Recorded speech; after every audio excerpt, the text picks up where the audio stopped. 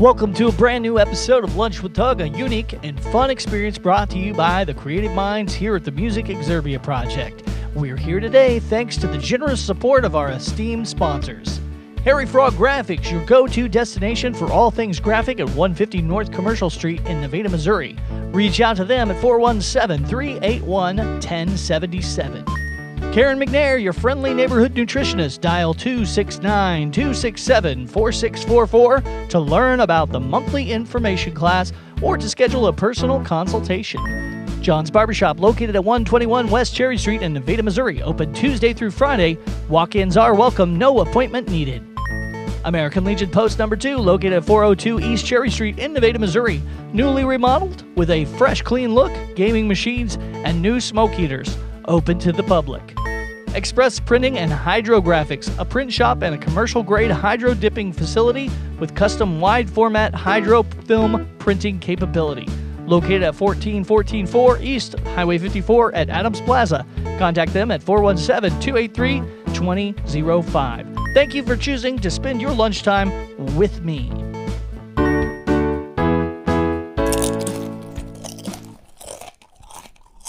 Back on Lunch with Doug with Quinton Scott on the phone today. How are you, Mr. Quinton? Good. How are you, man? I've been real excited to talk to you. I know we've had to reschedule a couple times because it has just been a crazy month. I'm sure it has been in your world as well. Oh, absolutely, man. Yeah, playing music full time for the first time ever in my life, and it's weird. It's a lot of hurry up and wait. It's a lot of booking things throughout the week and sitting on your hands and waiting. So yeah, it has been nuts. Oh yeah, you'll be booking something in July of 2026, and you're like, okay, I got it on the calendar, but that's 2 years from now. Yeah, correct. Yeah, it's a lot of hurry up and wait, man. Yeah. And it's a lot of planning for little stuff to happen. Yeah, absolutely. Well, first and foremost, congratulations on going full time. Thank you so much. That's what most of them are looking to do, and that's a lot more complicated and challenging than people think. Don't you feel like that? Yeah, absolutely it is. And it's a lot scarier than what people think too. I'm going to be honest. I tell anybody who asks like, oh, what's it like being an unemployed musician? It was like panic attacks constantly, just fear, constant fear. But I mean, it's one of those things that was always the dream. Growing up as a kid, writing and playing and doing the thing was, well, maybe I can do this for a living. And so far, I think I've been able to. So we'll see how long that'll last. Well, it's going to last forever, Quinton. You're going to retire from musician. Yeah. I've got a good feeling about this. Yeah, well, hey, thank you. I hope so. Yeah. Heck yeah. Well, so enlighten us a little bit. What drove you?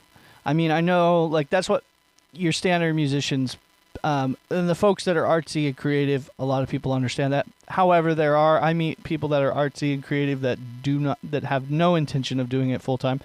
But so you have to have a little bit of entrepreneurial spirit inside of you as well. Also, yep. So you've got like this kind of this business hat on one side and this creative hat on the other side. Now, how do you juggle that? Like that's got to be complex. Yeah, man. Honestly, it's a pain, and also what really, really helped me was getting a good team around me with KDK Booking and Kimra Kipes, and she's amazing and a great artist in her own right too. But it helped me to kind of declutter because I was struggling for a couple years on and off because I moved to Tulsa and worked there for about 5 years and then moved back home. So whatever traction I had in whatever little scene we have around here had pretty well gone because of just bars changing hands and people growing up, moving away and all that stuff. But so I was struggling to book and just who to get in contact with, and chasing down bar owners is such a nightmare, and you never know who to talk to or if you're talking to the right person or if you're wasting your time or whatever. And so getting in contact with Kimra and KDK Booking and her starting all that up and helping me book and plan out the years and getting a lot more organized. And it sounds weird and arrogant, but I've always had a little bit of a work ethic anyway, and I want to stay busy, and idle hands breed idle worship kind of deal. So I've always tried to be busy and constantly going. So that definitely helps. And I love for the craft too I love playing music. I love being on stage and in front of people. Yeah, absolutely. So you got that going for you. We know obviously Kimmer wouldn't take you as an agents don't pick up artists unless they've got some sort of commercial, value. So we know Yeah. we can recognize the fact that Quinton Scott has some commercial value, and I mean it's real. They're not no booking agent it's is. weird to hear it, but yeah, it's correct. It's very true. They're not going to pick you up if there's not a commercial because the venues want something that the clients and the customers are going to enjoy. So now, as we say, yeah, it's a product, and as we talk about this, you're going to go out there, and what is it that's special about what you have that I mean, you're going to have the things, you're going to have the songs that. Probably the heartbreak songs. You're going to have the upbeat, like, this kind of song. Everybody's got their version of that. But what is unique to you, you think, that you offer that maybe not many other artists have out there? What's special, Quinton, that you're going to bring? I think a lot of it is just I try to be honest. And sometimes that's painful. Sometimes that's ugly. Sometimes it's crass. Sometimes it comes off as very tongue-in-cheek. But I try to be holistically honest in the snapshot of the plight of either the Midwestern working person, whether that be through military stories or through heartbreak songs or the opioid epidemic or alcoholism or all of these heavy topics and subjects. Of course, there's always the fun drinking songs, the honky-tonk barroom songs. Those are always fun. But Bob Dylan used to say that it's a folk singer's job to Woody Guthrie said that it's a folk singer's job to comfort the disturbed people and disturb the comfortable people. And I've always tried to hold on to that and be as honest as I possibly could with what's going on. And not everything's political by any means, but like just telling the honest snapshot story of me, of what I'm doing or what I see around me, my friends, family, coworkers, whoever, just being a story collector and telling stories. And that's really all it is. And I think that's one of my unique things is that might not be the best singer, might not be the best guitar player or have the cleanest, best songs or whatever, but it's a story and it's a good story. And that's probably the only thing I'll ever brag about, but is that the stories are complete and real and honest. Very good answer. That's the correct answer. Thank you. Correct answer. A+. Thank you. When you start bringing Bob Dylan and Woody Guthrie into the picture, we all okay. We're on point here. These guys. I'd never heard that quote before. I'm into a lot of music. I've never heard that quote from Woody Guthrie. That's very true. Yeah.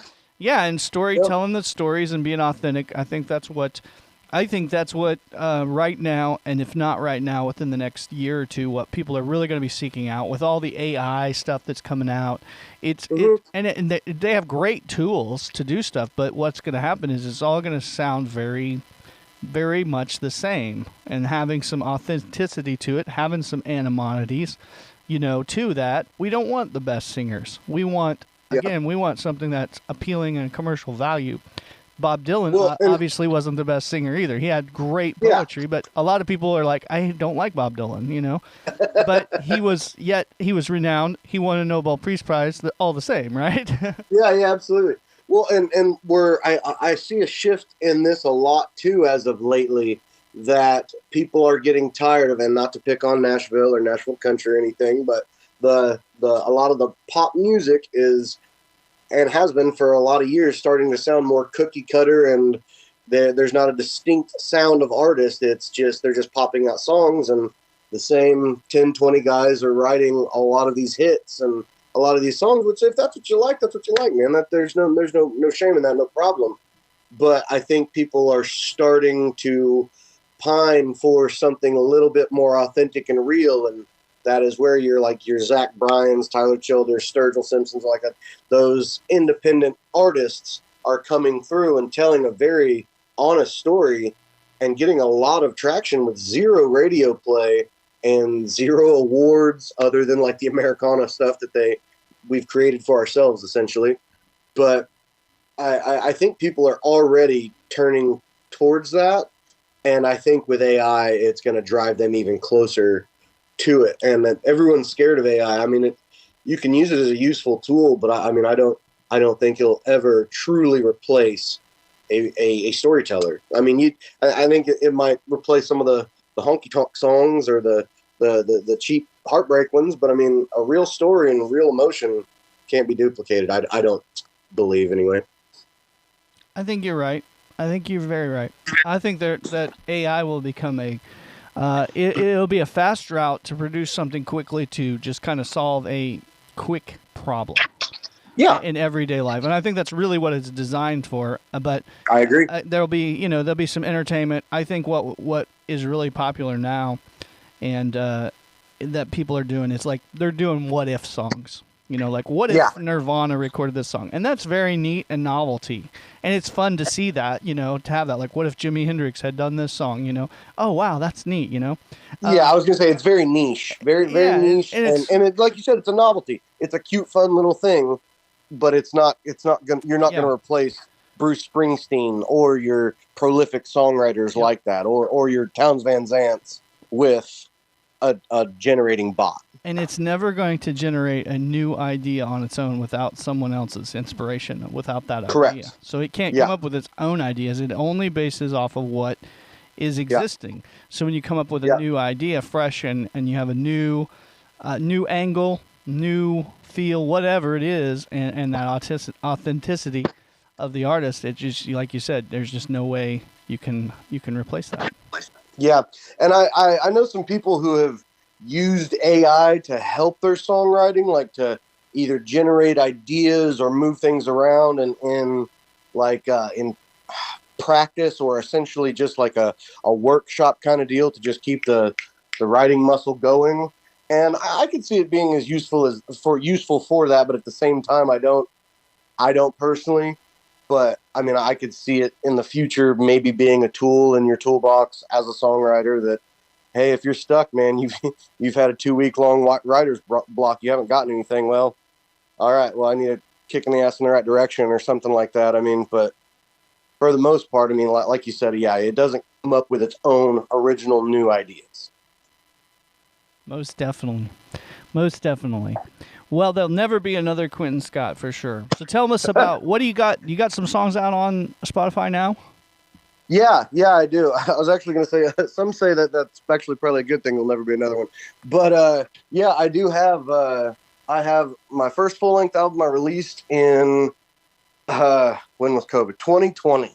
I released it, and I was going to do a big push, and with all these shows, and I bought a bunch of t-shirts and merch and stuff, but didn't print them, luckily, because the world pretty much shut down. I released it in January of 2020. And so there was that album, and then I've also released a single called Rusted Shotgun. And that's streaming wherever you get your music from. And then I will be releasing another song called Ozark Land at the first of this year, and then with a following handful of singles that'll end up being an EP that'll end up being the Jasper County Chemistry or the Armadillo and the Crow EP.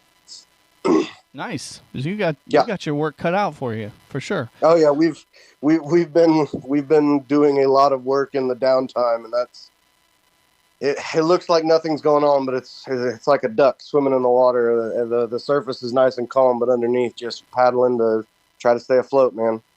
For sure. So tell me about your most popular song on Spotify right now. Give us the backstory. I believe it's Rusted Shotgun as of right now. I haven't looked in a while, but I believe it's Rusted Shotgun. And it is loosely based on a true story about the 2nd Ranger Battalion based out of Fort Lewis, Washington. And they did a couple pumps in Iraq and Afghanistan, came back, and they decided to rob a bank because they were skilled Rangers and doing hits and stuff on compounds. And so they robbed a bank, and they didn't get away with it. They were caught actually fairly quickly. But in the song, it ends up in a shootout. But it's just, I try to make it a comment on what my generation and the generation after me, what 20 years of war has done to a working society and also a group of young men and with PTSD, and just a kind of a touch on all the things, but still make it a rockin' song and still make it one you can listen to. But then there's that a little bit of a message tucked underneath. No, that's nice. I mean, that's how it's done. That Yeah. gives it some validity, I guess is the word we're looking for. Yeah. And something that holds true in culture. And honestly, as you're telling me that story, I'm engaged with that story, and I'm like, yeah. I've never heard that. That's a good angle. You've got just a good story. Yeah, you're definitely a good storyteller. Well, thank you. I try. That's one of the things I pride myself on. But yeah, it's one of those things I went back and forth with even releasing it or with even recording it, and just because I didn't want it to be preachy. The chorus is money don't make the world go around, but it greases the axles. That's what me and Daddy found. And it's about the corporate greed and then these things, the industrial military, or the military industrial complex, and all of those things. But I didn't want it to be preachy. I don't want it to be a political thing. I just want it to be another story from the Midwest songbook, or even the South, or wherever, where a lower socioeconomic dude has to go to war, and that's part of it. That's a story that we've heard a bunch, but just with hopefully a different take with the robbing the bank. Yeah, exactly. A timeless tale with a updated storyline. Yeah, and that can relate to a certain kind of person, so to speak, I guess. Or somebody that can't relate can also just understand that perspective. Yeah. And if nothing else, my producer, Clayton Ray, put a killer guitar solo on it, and it's a rockin' song. So if nothing else, even if you don't listen to the words, you mumble it, and it's a rockin' track either way. Absolutely. I'm going to have to listen to it. I didn't get a chance before the interview to tune in and listen. Usually I listen to the artist before I talk to them, but I will definitely be listening to you this week. And for the listeners that are paying attention, if you want a quick way of some of the artists we've been talking to on the show, there is a Lunch with Doug podcast playlist on Spotify. For those on Spotify, you can do that. Obviously, I love Spotify, so I know there's other ways out there, but Spotify is just the one I use. So. Yeah, that's awesome, man. That's really cool.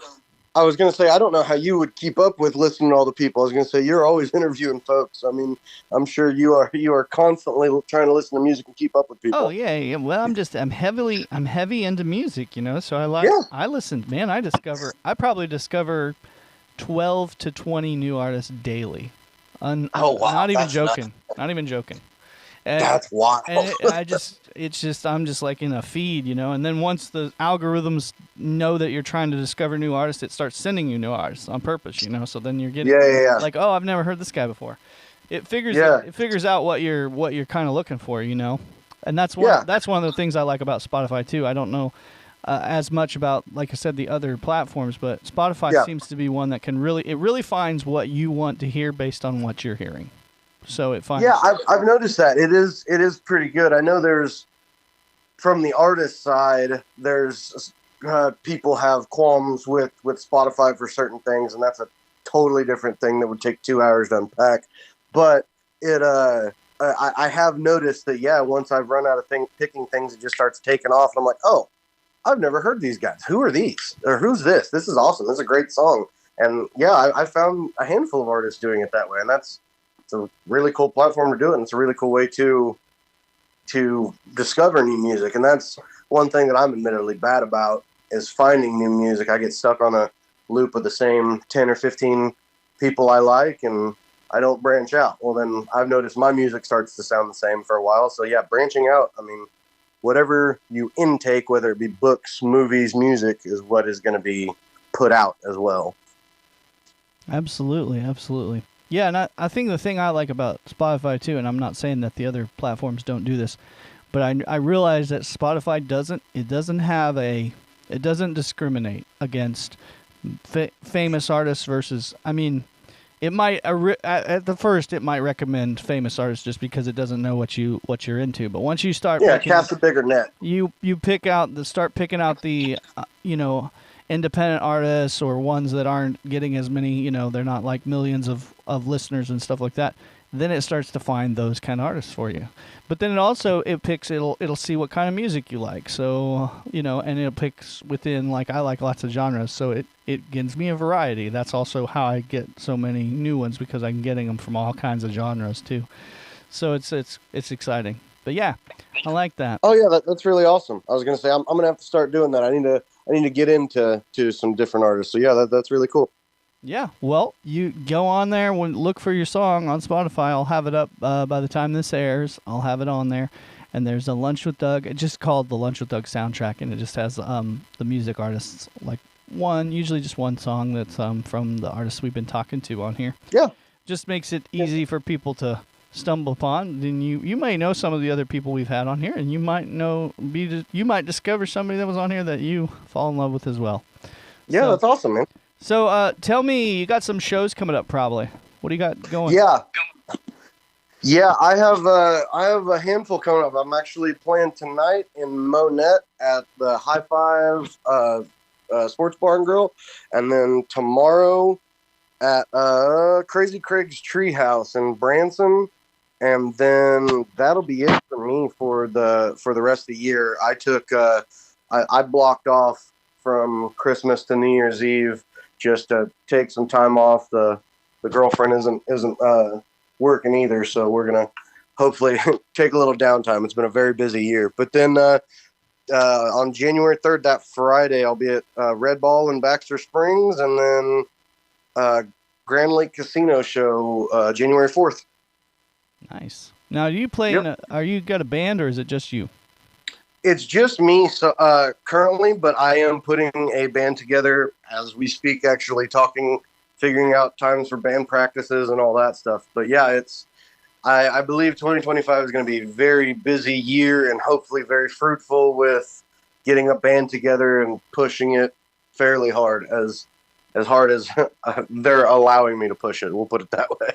Oh yeah, absolutely. Well, you get more people in there and you get more schedules. Everybody has schedules. I'm telling you, dude, it's so hard, and that's what I tell people too. Like when bands fall apart, a lot of times it's not animosity; it's just schedule. Like, oh, why'd the drummer quit? Like, because he's a dude in his 30s with 2 kids and a wife and a big boy job. I mean, he can't play every single weekend and hold a marriage and a full-time job. I mean, like, sometimes it's rough. So finding the right guys, balancing the schedule, doing the whole thing it's a very, very delicate act. Exactly. Well, I commend you for it, Quinton. Hang in there. Thank you. Hang in there, and good things are going to come for Quinton Scott in 2025. Well, hey, thank you. So, for sure, man. Well, I think I'm out of time, but it's been wonderful talking to you. Is there anything else you'd like to tell the listeners before we call it an episode? No, man. Yeah, just please check out the music, whatever you do. Even if you give it a spin and it ain't your thing, just go check it out. I mean, that's what it's for. I don't care if you got to steal it, buy it, pawn it, however you got to get the music in your ears. Just go listen to the songs and come out and see a show if you do like it. I play all over the 4-state area, and hopefully branching out even farther in 2025. But yeah, just check out the music and check out the local artists like Garrett Fawcett and Jake Clark and Jeremy Phillips and the Ozark Grunge and all of our local guys. I mean, keep pushing them, and Corey Reagan with Rangeline and all them. There, you don't build this like a scene. Music scene doesn't just happen. You have to build it. So follow your local guys. Hopefully they'll be big someday, and you can say, "Oh, I followed them when they were playing to 10 people in a dive bar." Exactly. But, yeah, thank you so much, man, for talking. It's been really good. No problem. Thanks, Quinton. Have a good holiday, and we'll see you in 2025. Hey, yes, sir. You too. Once again, thank you for spending your lunchtime with me here at Lunch with Doug. Produced and created by the Music Exerbia Project and made possible by the generous support of these esteemed sponsors. Harry Frog Graphics, your go-to destination for all things graphic at 150 North Commercial Street in Nevada, Missouri. Reach out to them at 417-381-1077. Karen McNair, your friendly neighborhood nutritionist. Dial 269-267-4644 to learn about the monthly information class or to schedule a personal consultation. John's Barbershop, located at 121 West Cherry Street in Nevada, Missouri. Open Tuesday through Friday. Walk-ins are welcome. No appointment needed. American Legion Post number 2, located at 402 East Cherry Street in Nevada, Missouri. Newly remodeled with a fresh, clean look, gaming machines, and new smoke heaters. Open to the public. Express Printing and Hydrographics, a print shop and a commercial-grade hydro dipping facility with custom wide-format hydrofilm printing capability. Located at 14144 East Highway 54 at Adams Plaza. Contact them at 417-283-2005. Thank you for choosing to spend your lunchtime with me.